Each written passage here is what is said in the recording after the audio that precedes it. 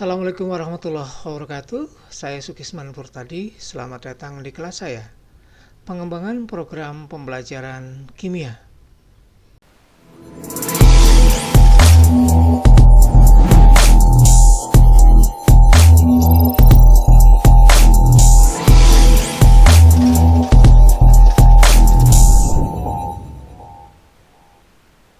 Kali ini saya akan membahas bab yang pertama dari pengembangan program pembelajaran kimia, yaitu program pembelajaran. Agar lebih mudah diikuti, saya sudah membuat outline dari presentasi saya. Yang pertama adalah penjelasan istilah. Kita akan bertemu dengan program dan program pembelajaran. Kemudian kita akan melihat apa yang diamankan oleh kurikulum untuk dikembangkan di dalam program pembelajaran kita sebagai calon guru atau guru kimia nanti.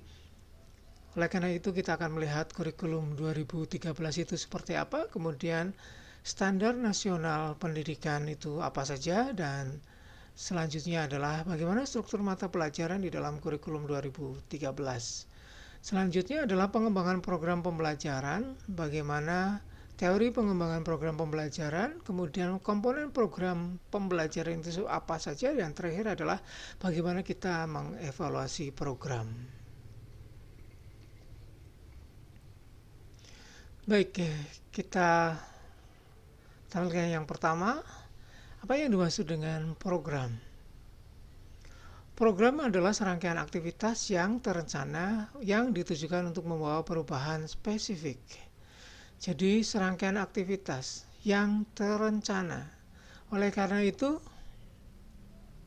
di dalamnya ada komponen dokumen rencana dan tindakan yang berkaitan langsung dengan atau yang terhubung, yang konsisten dengan dokumen terencana itu. Jadi komponennya mesti itu, ada perencanaan dan ada pelaksanaan dari perencanaan itu. Lalu bagaimana dengan program pembelajaran? Di dalam program pembelajaran, kita biasanya mendefinisikan sebagai kegiatan instruksional yang dapat direplikasi, yang dirancang dan dilaksanakan untuk mencapai tujuan instruksional, yaitu beberapa perubahan yang didefinisikan dengan jelas dalam kelompok peserta didik tertentu. Nah, komponen yang mesti ada di dalam program pembelajaran, bahwa di dalam program pembelajaran itu ada komponen kurikulum, apa yang kita ajarkan, dan prosedur pengajarannya. Jadi di dalam proses perencanaannya itu nanti kita akan melihat bagaimana komponen kurikulum atau apa yang akan kita ajarkan dan bagaimana mengajarkannya. Jadi perencanaannya itu kemudian nanti ada bagaimana pelaksanaannya untuk kita evaluasi.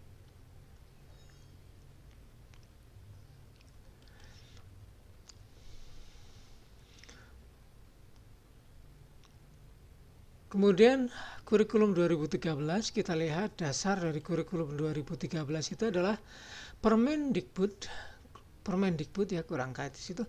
Permendikbud nomor 36 tahun 2018. Ini yang terbaru untuk yang akan kita laksanakan. Kemudian kurikulum berdasarkan Permendikbud nomor 36 tahun 2018 disebutkan sebagai seperangkat rencana dan pengaturan mengenai tujuan, isi, dan bahan pelajaran serta cara yang digunakan sebagai pedoman penyelenggaraan kegiatan pembelajaran untuk mencapai tujuan pendidikan.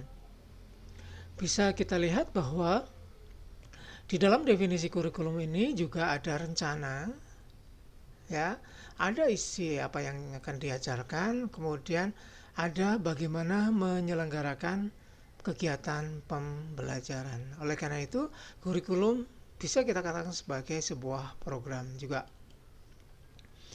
Kemudian isi dari kurikulum 2013 itu ada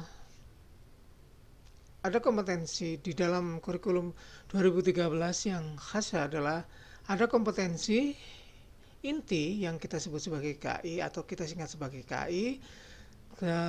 Ada KI 1 untuk kompetensi sikap spiritual, KI spiritual, kemudian KI 2 itu adalah sikap sosial, KI 3 itu adalah pengetahuan, dan KI 4 itu adalah keterampilan. Struktur mata pelajaran di SMA menurut kurikulum 2013 ada 3 hal. Yang pertama adalah kelompok mata pelajaran A atau kelompok A yang merupakan mata pelajaran umum, dan juga yang B masih pelajaran umum, jadi umum yang B. Kemudian yang terakhir adalah kelompok mata pelajaran peminatan yang bisa berupa IPA, IPS, atau bahasa dan budaya, ditambah dengan kelompok agama. Alokasi waktu mata pelajaran di SMA dan MA adalah seperti ini. Jadi total untuk alokasi waktu per minggu untuk kelas 10 minimalnya adalah 42. Kemudian untuk kelas 11 adalah 44 dan kelas 12 adalah 44 per minggunya. Per minggunya seperti itu. Untuk umum itu ada pendidikan agama, kemudian PPKN, bahasa Indonesia, matematika, sejarah, dan bahasa Inggris itu kelompok umum A. Kemudian yang B, kelompok umum B itu seni budaya, pendidikan jasmani, dan prakarya. Total dari A dan B itu adalah 24. Kemudian kelompok C itu adalah mata pelajaran peminatan akademik yang jumlahnya 9 atau 12. Dan mata pelajaran pilihan 6 atau 9, totalnya adalah 42. ABC 42 untuk kelas 10, kelas 11 44, dan kelas 12 44. Lalu di mana kimia? Kita lihat untuk mata pelajaran peminatan akademik, untuk kimia ada di sini. Jadi di kelas 10 itu 3 jam pelajaran, kemudian per minggu 3 jam pelajaran, kemudian kelas 11 itu 4 jam, dan kelas 12 itu 4 jam.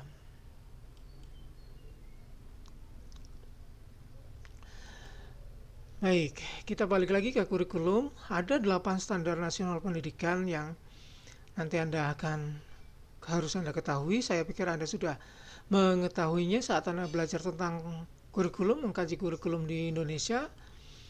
Untuk standar itu sebenarnya adalah suatu kriteria atau standar minimal terkait pelaksanaan sistem pendidikan yang ada di seluruh wilayah hukum NKRI. Jadi kalau bukan NKRI, bukan pakai standar nasional pendidikan Indonesia, ya. Fungsinya sebagai dasar dalam melakukan perencanaan, pelaksanaan, dan pengawasan pendidikan untuk mewujudkan pendidikan nasional yang berkualitas. Nah, fungsi utama dari standar nasional pendidikan itu adalah menjamin mutu pendidikan nasional dalam rangka mencerdaskan kehidupan bangsa, membentuk karakter dan peradaban bangsa yang bermartabat. Karena tujuannya sangat mulia, oleh karena itu Anda harus tahu apa sih standar nasional pendidikan sebagai calon guru, ya. 8 standar itu adalah, yang pertama adalah standar pengelolaan, kemudian standar kompetensi lulusan, standar isi ya. Jadi ada permen yang berkaitan dengan standar isi dan ada permen yang berkaitan dengan KI dan KD. Nanti kita lihat perbedaan keduanya. Di standar isi, untuk standar isi Permendikbudnya yang digunakan sampai sekarang masih berlaku adalah nomor 21 tahun 2016, sedangkan penjabarannya di KI dan KD-nya di nomor 37 tahun 2018. Kemudian standar berikutnya adalah standar proses, standar penilaian, standar pendidikan dan tenaga kependidikan. Standar pendidik dan tenaga kependidikan, kemudian standar sarana dan prasarana, dan yang terakhir adalah standar biaya. Anda bisa melihatnya langsung di BSNP, di websitenya BSNP. Anda akan bisa melihat peraturan-peraturan Menteri Pendidikan dan Budaya yang berkaitan dengan semua standar tersebut. Nah, berkaitan dengan program pembelajaran yang akan kita kembangkan, kita menyoroti 3 hal. Yang pertama adalah standar isi, standar proses, dan standar penilaian. Ini. Yang pertama kita lihat standar isi sesuai dengan Permendikbud nomor 21 tahun 2016, muatan kimia untuk kelompok peminatan matematika dan ilmu alam pada SMA. Nanti kita akan melihat seperti apa muatan kimianya. Ketutupan saya. Jadi muatannya akan seperti apa? Kita lihat setelah ini ya. Kita lihat dulu. Kemudian dijabarkan lebih lanjut di dalam Permendikbud nomor 37 tahun 2018. Itu adalah penjabaran KI dan KD-nya. Kita lihat muatan dari, sekalian ditutup ya. Oke, ada muatan sikap, yaitu mengembangkan sikap ilmiah, rasa ingin tahu, berpikir logis, analitis, tekun, ulet, jujur, disiplin, dan lain-lainnya. Kemudian ada muatan keterampilan, merancang, melakukan percobaan, dan seterusnya. Kemudian menjelaskan berlakunya prinsip-prinsip dasar kimia dalam fenomena alam. Jadi ini adalah sikap dan keterampilan yang menjadi muatan dari standar isi. Berikutnya adalah muatan konsep. Muatan konsep itu memahami struktur atom dan seterusnya yang merupakan konsep. Dari struktur atom sampai ke makromolekul. Oke, berikutnya, kalau kita sudah tahu tentang muatan yang menjadi standar untuk pembelajaran kimia, selanjutnya kita ingin tahu standar prosesnya. Yang menjadi standar dari proses pembelajaran untuk kimia, kita bisa melihatnya di Permendikbud nomor 22 tahun 2016,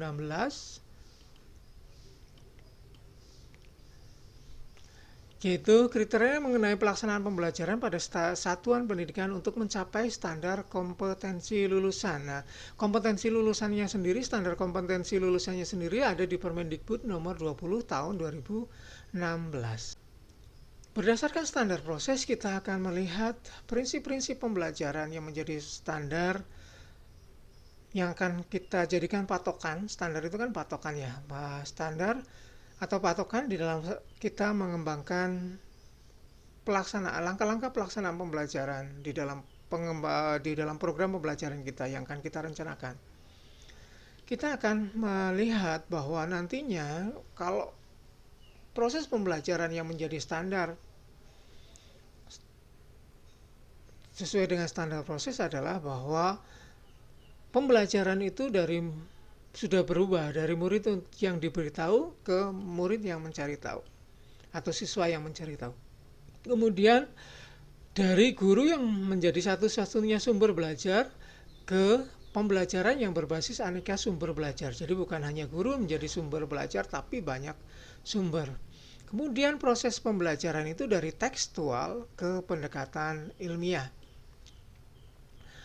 Dari pembelajaran yang berbasis konten ke pembelajaran yang berbasis kompetensi. Jadi proses pembelajaran tidak lagi menekankan pada kontennya, tapi pada kompetensi apa yang harus dicapai oleh siswa.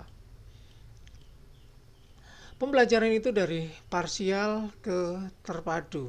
Jadi sebisa mungkin proses pembelajaran tidak murni tidak steril hanya kimia saja, tapi bagaimana kimia itu dikaitkan dengan konsep-konsep yang lainnya. Kemudian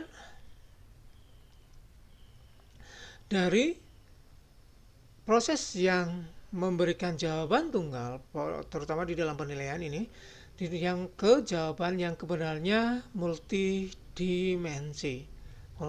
Jadi bukan hanya satu-satunya jawaban, tapi bisa banyak jawaban yang mengandung kebenaran. Yang ketujuh adalah dari proses pembelajaran yang hanya verbal atau verbalisme ke keterampilan untuk yang aplikatif. Jadi lebih menekankan bagaimana mengaplikasikan pengetahuan yang diberikan. Berikutnya, pembelajaran itu menekankan peningkatan dan keseimbangan antara keterampilan fisik atau hard skill dengan keterampilan mental ya, atau soft skill. Jadi ada hard skill-nya dan ada soft skill. Kemudian pembelajaran mengutamakan pembudayaan dan pemberdayaan peserta didik sebagai pembelajar sepanjang hayat. Jadi lebih menekankan itu. Jadi menekankan bahwa siswa itu bertanggung jawab pada proses belajarnya itu sendiri supaya setelah selesai sekolah mereka tidak berhenti belajar.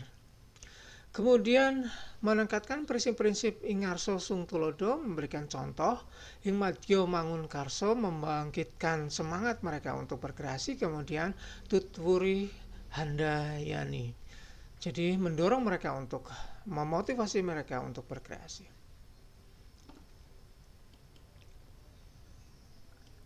Kemudian pembelajaran itu bisa di mana saja, bisa di rumah, di sekolah, di masyarakat.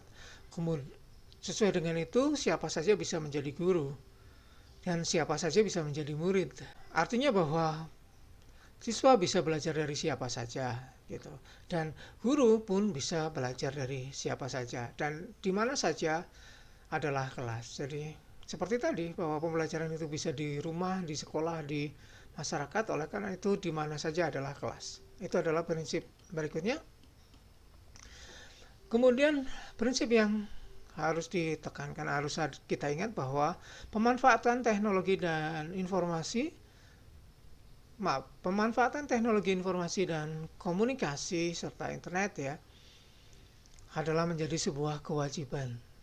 Tidak boleh ada proses pembelajaran yang lepas dari teknologi. Dan yang terakhir adalah pengakuan atas perbedaan individual latar belakang budaya peserta didik. Jadi kita melihat bahwa peserta didik kita sangat bervariasi, diverse. Kemudian berkaitan dengan prinsip pembelajaran itu, standar proses itu terdiri dari 4 hal, yaitu perencanaan. Oleh karena itu di dalam standar proses akan mengkaji silabus, kemudian RPP yang direncanakan, kemudian pelaksanaannya. Di dalam pelaksanaan itu untuk standarnya adalah alokasi waktunya per jam itu adalah 45 menit untuk tingkat SMA MA. Kemudian untuk tingkat SMA MA juga rombongan belajar itu dalam satu sekolah 3 sampai 36 rombongan belajar, tidak boleh lebih dari itu, dan masing-masing maksimalnya adalah 36 siswa di dalam rombongan belajar. Kemudian ada 3 tahap pelaksanaan pembelajaran. Setelah proses ini ada pengawasan. Jadi ada pengawasan proses pembelajaran yang terdiri dari pemantauan, supervisi, evaluasi, pelaporan, dan yang terakhir adalah tindak lanjut. Dan ada penilaian otentik yang digunakan untuk remedial dan pengayaan. Itu. Dan penilaian sendiri nanti ada standar tersendiri dan akan kita bahas di dalam bab tersendiri ya. Di dalam standar proses pembelajaran tadi, kita melihat bahwa paling tidak sebuah pelaksanaan pembelajaran itu terdiri dari 3 tahap. Kita lihat tahap yang pertama adalah pendahuluan. Di dalam tahap pendahuluan itu yang pertama guru harus menyiapkan peserta didik baik fisik maupun psikis. Jadi guru masuk ke dalam kelas harus menyiapkan mereka untuk siap dengan proses pembelajaran kimia. Misalnya membersihkan papan tulis, menyiapkan mereka untuk duduk di tempatnya masing-masing, mengatur termasuk juga mengatur tempat duduk dan yang lain-lainnya. Meminta mereka untuk memasukkan hal-hal yang tidak perlu seperti HP dan sebagainya. Tapi kalau misalnya kita memerlukan cellphone untuk proses pembelajaran, tidak apa-apa ya. Kemudian menanyakan PR mereka dan seterusnya. Itu menyiapkan peserta didik. Kemudian memberikan motivasi. Memberikan motivasi itu menyampaikan pada siswa bahwa ada kaitan dengan konsep dengan kehidupan mereka secara nasional, global, internasional maupun di dalam proses kehidupan mereka yang akan datang. Itu memberikan motivasi pada mereka untuk belajar kimia. Kemudian mengaitkan pengetahuan sebelumnya, jadi harus menggali pengetahuan apa yang mereka sudah punya sebelum kita masuk ke konsep berikutnya. Kemudian menurut standar ini guru juga harus menjelaskan tujuan pembelajaran. Tidak berarti bahwa menampilkan tujuan pembelajaran 1, 2, 3 seperti itu, tapi bisa saja secara deskriptif tujuan pembelajaran kita hari ini, atau kita hari ini akan mempelajari ini, nanti kalian akan mendapatkan konsep ABC atau keterampilan dan sebagainya seperti itu. Kemudian menyampaikan cakupan materi untuk pembelajaran hari itu. Jadi supaya siswa tahu sampai di mana mereka akan belajar untuk hari itu. Itu adalah pendahuluan. Kemudian berikutnya adalah inti setelah pendahuluan, yaitu membelajarkan sikap. Jadi di dalam inti itu harus membelajarkan sikap, pengetahuan, dan keterampilan tergantung pada tujuan pembelajaran yang dicakup untuk hari itu. Kemudian yang terakhir adalah penutup, melakukan refleksi untuk mengevaluasi aktivitas pembelajaran hari itu. Kemudian ya, untuk evaluasi tidak harus memberikan soal, ya bisa sebuah refleksi untuk siswa ya, untuk melihat bagaimana aktivitas pembelajaran hari itu, mereka sudah dapat apa, dan seterusnya. Kemudian memberikan umpan balik, melakukan kegiatan tindak lanjut, disampaikan pada mereka apa yang selanjutnya harus mereka pelajari. Dan terakhir adalah menginformasikan rencana kegiatan pada pertemuan yang akan datang. Masih di standar proses, kita akan melihat bahwa tadi proses pembelajaran itu membelajarkan sikap, pengetahuan, dan keterampilan.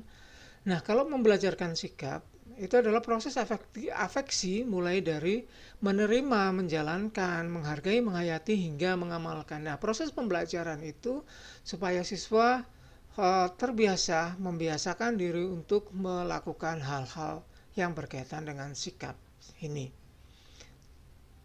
Waktu di depan muatan kimia, Anda lihat lagi bagian depannya. Tadi muatan kimia itu salah satunya sikap. Di sana ada sikap ilmiah. Nah, mulai dari menerima sikap ilmiah, menjalankannya, dan seterusnya. Kemudian untuk pengetahuan adalah aktivitas mulai mengetahui, memahami seperti taksonomi Bloom ya, hingga mencipta. Kemudian yang keterampilan itu mengamati, menanya, mencoba, menalar, menyaji, dan mencipta. Itu standarnya. Baik, berikutnya adalah standar penilaian. Kita lihat sekilas untuk Permendikbud nomor 22 tahun 2016. Itu ada dua hal yang kita cuplik sedikit. Yang lainnya nanti akan kita bahas di bab yang lainnya, bahwa pelaksana penilaian itu adalah pendidik, satuan pendidikan, dan pemerintah. Kemudian aspek yang dinilai itu adalah sikap, pengetahuan, dan keterampilan. Itu untuk standar-standar di kurikulum. Kalau Anda masih punya pertanyaan, silahkan dicatat. Nanti disampaikan di forum diskusi. Berikutnya kita akan melihat bagaimana kita mengembangkan program pembelajaran. Menurut teori pengembangan yang banyak digunakan, proses pengembangan itu dimulai dari analisis.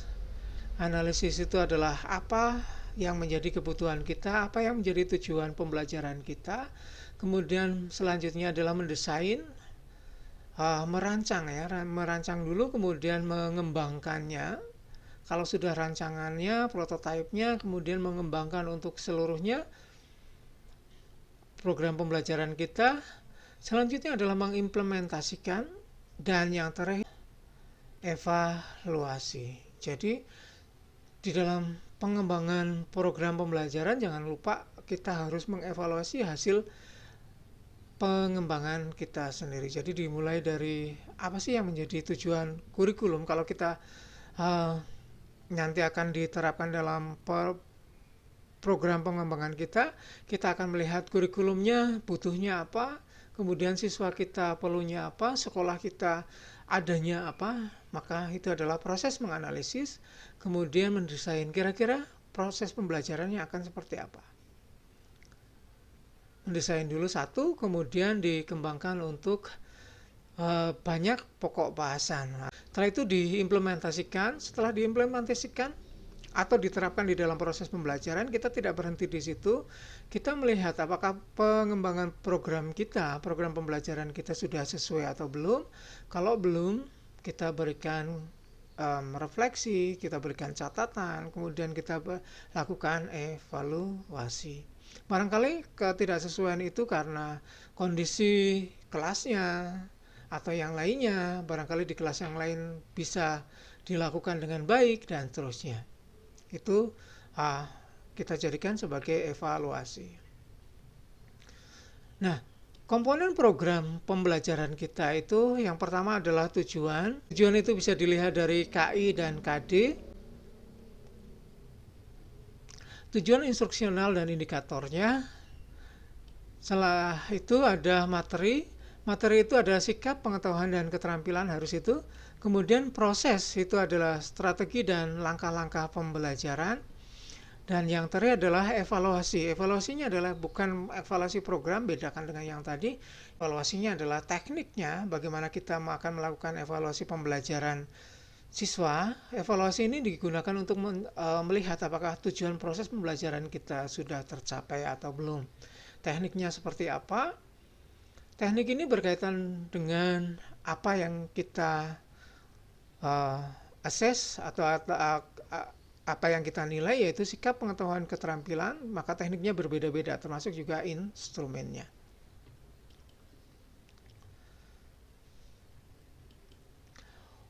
Untuk evaluasi program pembelajaran ini, evaluasi program pembelajaran itu dapat kita lakukan sendiri atau dapat kita lakukan bersama dengan kelompok guru. Ada beberapa pertanyaan yang dapat kita jadikan patokan untuk mengevaluasi program pembelajaran kita. Yang pertama adalah, apakah program instruksional didefinisikan dengan jelas? Ada beberapa pertanyaan di situ. Kemudian, apa bukti bahwa program itu efektif? Jadi bukti-bukti bahwa program itu efektif, apakah melibatkan ukuran dampak siswa, apakah terbatas pada pendapat ahli, dan seterusnya. Seperti itu.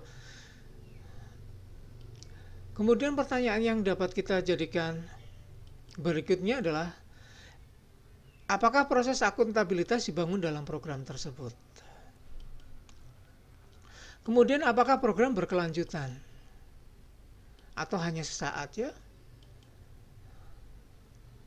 Dan yang terakhir, apakah programnya fair atau adil atau ekuitas? Ya, istilahnya adalah ekuitas.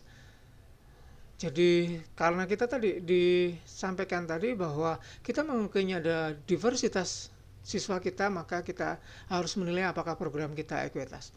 Nah, evaluasi program pembelajaran ini, pertanyaan-pertanyaan ini juga bisa kita jadikan patokan saat kita menyusun, bukan hanya saat kita mengevaluasi. Karena evaluasinya akan menggunakan ini, maka kita bisa melihatnya sebagai pedoman untuk mengembangkannya. Oke, demikian bab yang pertama dari pengembangan program pembelajaran kimia MPK 6208, program pembelajaran.